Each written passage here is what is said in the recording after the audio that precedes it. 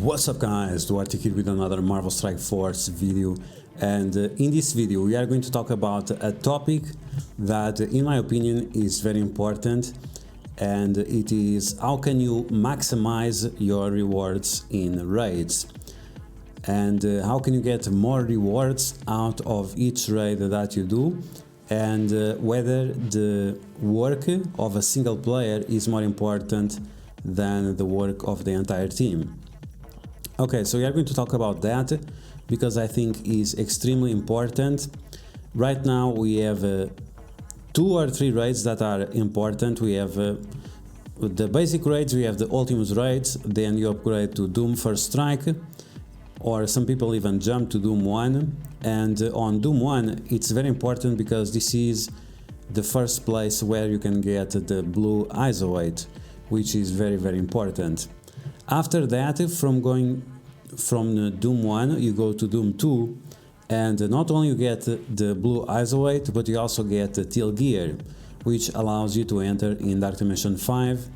And Dark Dimension 5 is probably the most important character right now in the game, which is Dormammu, because he can revive 4 of his allies.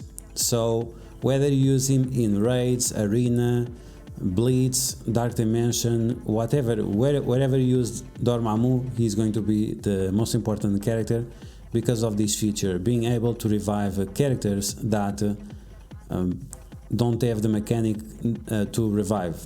Characters like Ultron that can revive by themselves, they will not work with Dormammu, but characters like Eternals that heal themselves up when they go down, they will be able to be revived. So this is very important, especially according to today's meta. Okay, so first we are going to take a look at the teams that I use, and no, let's do something different. Instead we are going to take a look at the different lanes and why it will be important to have this into consideration. So on the Doom raid we have the tech nodes, we have the mystic nodes, the mutant nodes, bio nodes, and the skill nodes. This was a big difference compared to what we had before. In Ultimus 7 we had a free-for-all for all the characters, and from the almost 200 characters that we have available right now in the game, you could take any combination of 5.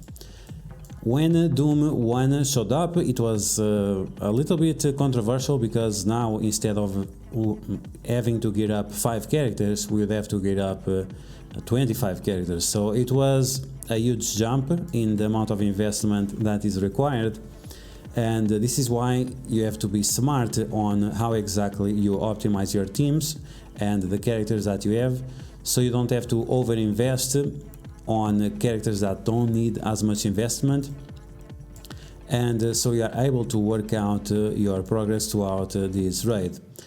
And then we have the rewards that we get on these different raids, and this is how we get the blue ISO weight for the first time. And now with the Doom raids we have a similar situation. The map of course is completely different, but we still have the same division in terms of sections. We have the bio lane, then we have the skill lane, the tech lane, the mystic lane, and the mutant lane. So once again we need at least 25 characters to go throughout these.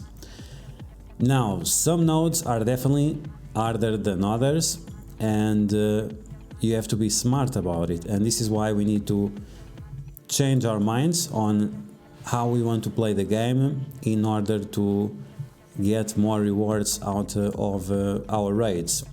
So in terms of the teams that we need to use, we have 1 bio team, we have 1 skill team, we have 1 tech team, we have 1 mystic team, and we have 1 mutant team. So 1 team for each lane, depending on which raid you are doing. Some of these characters might have more relevance than others. For Doom 1 the teams are a little bit different compared to Doom 2, and overall you have to gear up these characters. But if you have a character that, for example, doesn't have good red stars, are you still going to gear him up? This is a decision that you have to make, and in my opinion, no. you shouldn't gear up these characters, but this is something that you have to organize with your alliance, and this is something that misses a lot in many alliances, is the lack of communication. We need a lot more communication in the alliances if you want to be successful. That's the most important thing in almost any business or activity that you do in group, is the communication. If there is no communication, people don't know each other's struggles and with each other's strengths, and cannot act upon that. So let's imagine the scenario. Let's imagine I have really trash yellow stars and red stars on a few characters, like these Eternals, even that they don't need. So I should tell my lane partners that can you help me out, or can you do the mystic nodes so I don't have to gear up these characters, and after I will do the mutant lane because I have better red stars on these characters. So you cover my weaknesses and I cover your weaknesses, and with these you can do more progress and achieve higher rewards on your raid payout rather than you do otherwise. Now we can debate, is it more important the progress of one individual player versus the progress of the entire alliance? Right now I think it's more important the progress of the entire alliance, and this was because they nerfed the rewards on the raid nodes.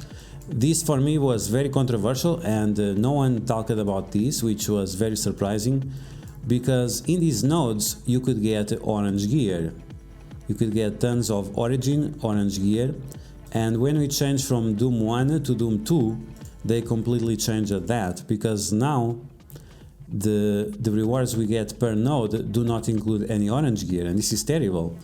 Even that I have a surplus in terms of origin gear, many people don't have, and of course this was going to help them out a lot. So I don't know exactly why they changed this, but it was terrible. These purple orbs, they should be orange orbs, and that would make more sense since we were advancing from Doom 1 to Doom 2. But I guess they forgot about it, and none of the envoys showed the situation that for me is very controversial. So in the past it would make sense for you to do more nodes. First, because the more nodes you clear, the more gold you get, and at the end of the week, if you clear all the nodes that you can, the amount of gold that you get is quite significant. It can add up to almost 1 million, and that's significant for everyone. But because the rewards were nerfed from Doom 1 to Doom 2, then now the progress of the player is not as important, and it's way more important getting these orbs over here, the teal gear. The jump in stats from the orange gear to the teal gear is huge, so the value is completely here, especially because, once again, per node we are not getting as much progress as we would get otherwise.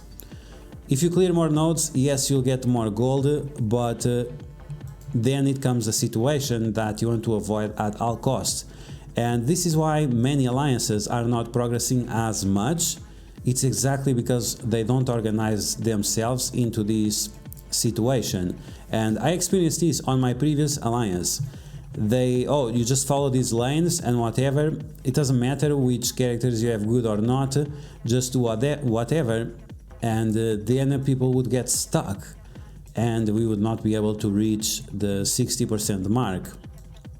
And this was a very big problem for me, and I was like, every week I was complaining, like, we need to change this, otherwise we are not going to reach the 60% consistently.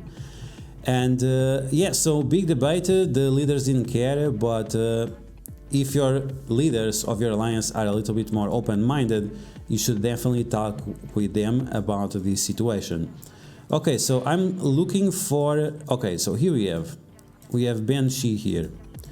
Okay, so to get 60% on the Doom raids, especially the Doom 2, you need to clear 5 nodes on the first lane, 5 nodes on the second, On the mid lane, on the tech lane, you only have to clear 1 lane, then you have to clear 5 again, and then you can clear, I'm not sure if it's 5, let's see, let me count. So 5, 10, 20, 23. So you need to clear 22 nodes.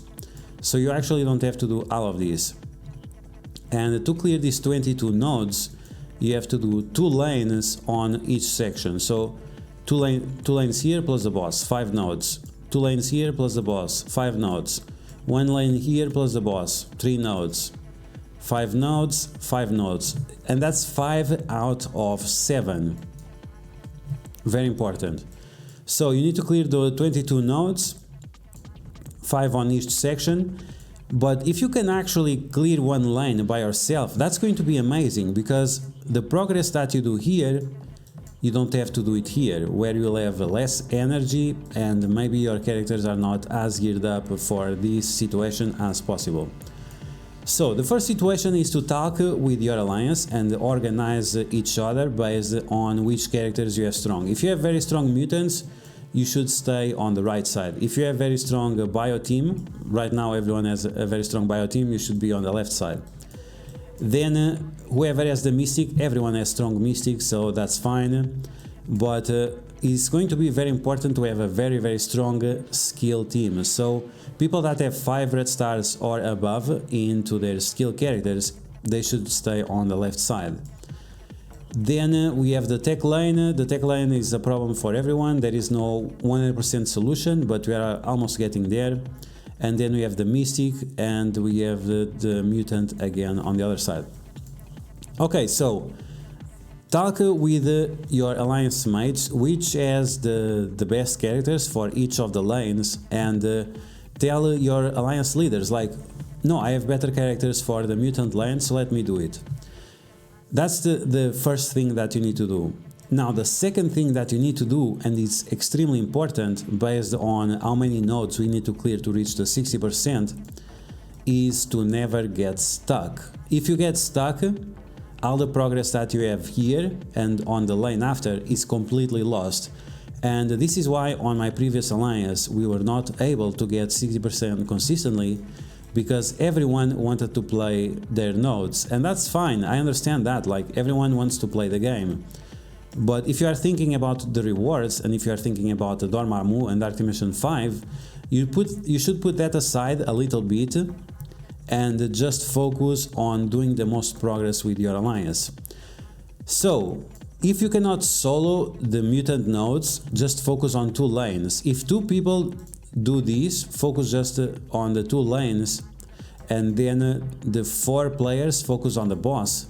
They are going to be able to do it very successfully. And once again, you only have to clear 5 nodes of each section, apart from the tech lane where you only have to clear 3 nodes. So 2 people go here, 2 people go here. If someone gets stuck after on the first node, no problem, just back them up and finish off the node. Just make sure your characters don't die. If you think that your characters are about to die, just quit the match. It's not important for you to lose your characters. It's more important for you to quit the match, and then the other guy can come in, he will try to finish it off, and then even if he can't, you still have your characters alive and you'll be able to finish it off. After, everyone goes together on the boss, and then you do the same for the next nodes. You double team both nodes in case you are not able to solo them yourselves, and you continue. Now, in case 3 people can solo but 1 player can't, you should just clear as much as you can, and the player that cannot do these nodes, he should just jump ahead and go to the next section. It's fine, you don't have to do everything by force and waste your health packs and energy and so on. Focus on the things that you can actually do. Okay, so everyone together on the tech lane, because it's extremely hard, and for example, 1 player uses his Doctor Doom here, then the next player uses his Doctor Doom here, and then the last 2 will use their Doctor Doom here. And that's perfect, because like this, you'll be able to pass the hardest section in the raid. And then you continue. If you can solo, solo. If you can't, talk with your guys. Do you need help? Like this guy benching, like now this guy should go there and help him out to finish the node, so both of them can progress to the next section. And like this, if you follow this mindset of helping each other, communicate and tell other people what are your strengths and what are your weaknesses, it will be much easier for you to achieve this second level of the rewards on the raids, which is huge. You can see here you get 4 orbs and here you'll get 8 orbs, and that's big difference. And what I mentioned before, if you clear more nodes you will get more gold. Yes, that's true, but if you get the steel gear from the shop, from the gold store, that's gonna be way more expensive, and it outcosts any gold that you could obtain by clearing each of the nodes by yourself. So yeah guys, that's gonna be the video. I hope you guys enjoy it. A few tips on how you can work with your alliance in order to achieve higher levels of rewards in your raids, so you can obtain more blue isolate and more teal gear. So I hope you guys enjoyed this video. If you did, like always, make sure you smash that like button, and if you like the information on it, make sure you share it with your friends on Facebook and Discord, especially your alliance leaders. This is very important. And if you are new to my channel, make sure you subscribe for more Marvel Strike Force content, and I will catch you guys later.